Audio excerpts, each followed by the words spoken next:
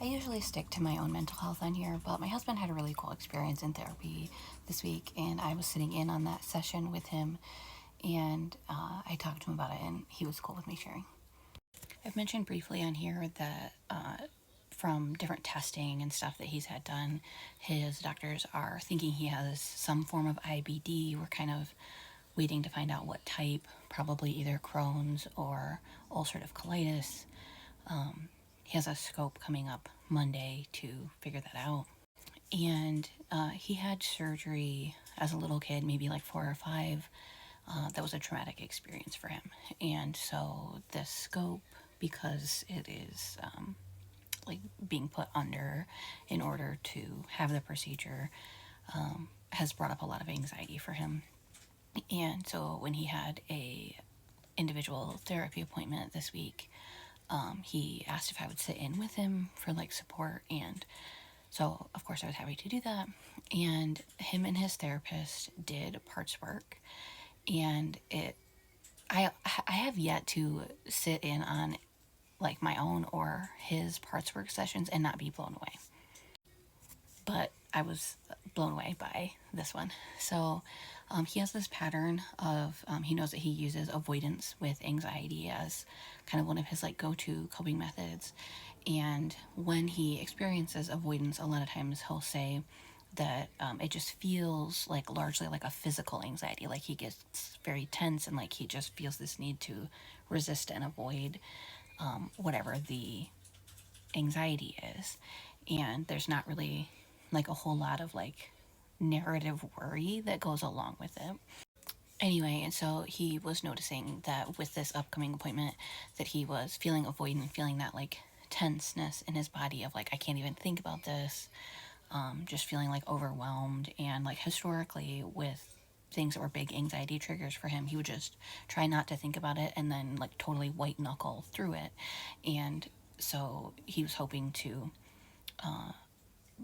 respond to this situation a little bit differently, face it a little bit more, process a little bit more, be more emotionally present.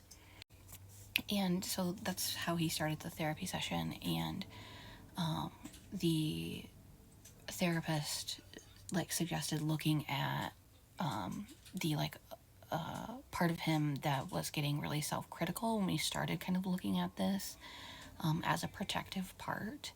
And it, because he was feeling a lot of shame like as soon as he started trying to like delve into any of this at all. And he was able to ask the like inner critic or shame based part to step aside, and then under there was this fear of expressing need and even kind of just like having need for greater support. And at one point they asked him what the like protective part thought they were protecting him from, and the part's answer was from. So obviously if that part thinks that it is assisting with survival, like literal survival, then that's going to be a really, really powerful part. And that's going to be an extreme motivator to be too ashamed and to avoid. Because if looking at this makes you feel so ashamed that it is that level of a threat, then of course that's just not something you can look at.